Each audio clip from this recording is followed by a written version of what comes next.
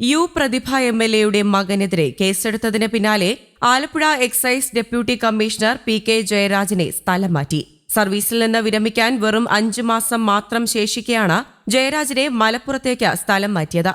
കൊല്ലം സ്വദേശിയായ ജയരാജ് ആലപ്പുഴ ഡെപ്യൂട്ടി കമ്മീഷണറായി ചുമതല ഏറ്റെടുത്ത 3 മാസം തികയും മുൻപാണ് നടപടി. ഇതിനിടയിൽ ലഹരി കേസിൽ നിരവധി പേരെ അറസ്റ്റ് ചെയ്യുകയും ബിനാമി കള്ളുഷാപ്പുകൾക്കെതിരെ കർശന നടപടി സ്വീകരിക്കുകയും ചെയ്തിരുന്നു. കഴിഞ്ഞ ദിവസമാണ് പ്രതിഭയുടെ മകൻ കനിവിനെതിരെ കഞ്ചാവ് കൈവശം വെച്ചതിന് കേസെടുത്തത്. എംഎൽഎയുടെ മകൻ കനിവ് ഉൾപ്പെടെ 9 യുവാക്കളെ തകഴിയിൽ നിന്നാണ് കുട്ടനാട് എക്സൈസ് സംഘം പിടികൂടിയത്.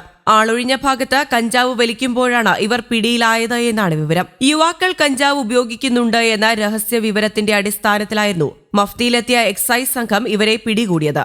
സംഘത്തിൽ നിന്ന് പിടിച്ചെടുത്തത് 3 ഗ്രാം കഞ്ചാവ് കലർന്ന പുകയില മിശ്രിതം, പച്ച പപ്പായ തണ്ട് എന്നിവയാണ്. ചട്ടം 27B വകുപ്പ് പ്രകാരം എംഎൽഎയുടെ മകനടക്കം 9 പേർക്കെതിരെയും കേസെടുത്തിട്ടുണ്ട്. ജാമ്യം ലഭിക്കുന്ന വകുപ്പാണിത്. കഞ്ചാവ് വലിക്കാൻ ഉപയോഗിക്കുന്ന ബോങ്ങും ഇവരിൽ നിന്ന് കണ്ടെടുത്തതായി എക്സൈസ് ആണ് അറിയിച്ചത്. എന്നാൽ മകന്റെ പക്കൽ നിന്നും കഞ്ചാവ് പിടികൂടിയിട്ടില്ല എന്ന് യു പ്രതിഭ എംഎൽഎ പറയുന്നുണ്ട്. മകനെതിരായി വന്ന വാർത്ത നിഷ്കളങ്കമല്ലെന്നും അവർ അവകാശപ്പെട്ടു.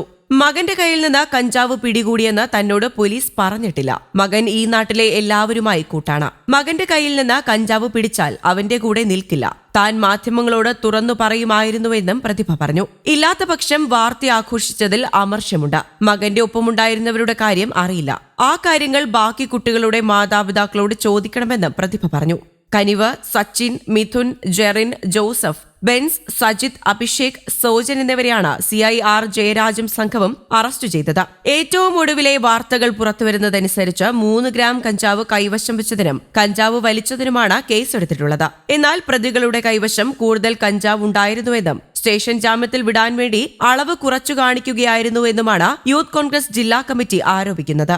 അതേസമയം യു പ്രതിഭ എംഎൽഎക്ക് പിന്തുണയുമായി ഇപ്പോൾ BJP സംസ്ഥാന vice president advocate B. Gopalakrishnan രംഗത്തെത്തിയിരിക്കുകയാണ്. പ്രതിഭയ്ക്കെതിരായ സൈബർ ആക്രമണം ജുഗുപ്സാവഹമെന്ന് ഗോപാലകൃഷ്ണൻ പ്രതികരിച്ചു. വളഞ്ഞിട്ട് സൈബർ ആക്രമണം നടത്തി മാനസികമായി പീഡിപ്പിക്കുന്ന രീതിയോട് യോജിക്കാനാവില്ല.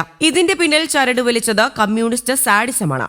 CPM നേതൃത്വത്തിന്റെ അറിവോടെ കഞ്ചാവ് കേസിൽ അവരുടെ മകനെ കുടുങ്ങിയതോ ആണെന്ന് ഉറച്ചു വിശ്വസിക്കുന്നതായും ഗോപാലകൃഷ്ണൻ ഫേസ്ബുക്ക് കുറിപ്പിൽ പ്രതികരിച്ചു. കുറിപ്പിന്റെ പൂർണ്ണരൂപം ഇങ്ങനെയാണ്: അഡ്വക്കേറ്റ് പ്രതിഭ എംഎൽഎയെ വളഞ്ഞിട്ട് സൈബർ ആക്രമണം നടത്തി മാനസികമായി പീഡിപ്പിക്കുന്ന രീതിയോട് യോജിക്കാനാവില്ല.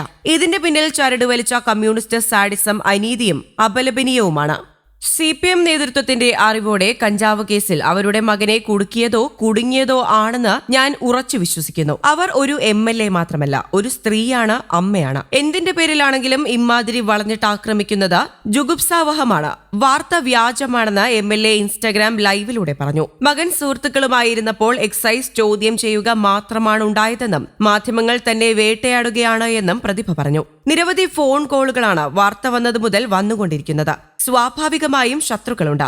മകൻ സുഹൃത്തുക്കൾക്കൊപ്പമിരുന്നപ്പോൾ എക്സൈസ് ചോദ്യം ചെയ്യുക മാത്രമാണുണ്ടായത്.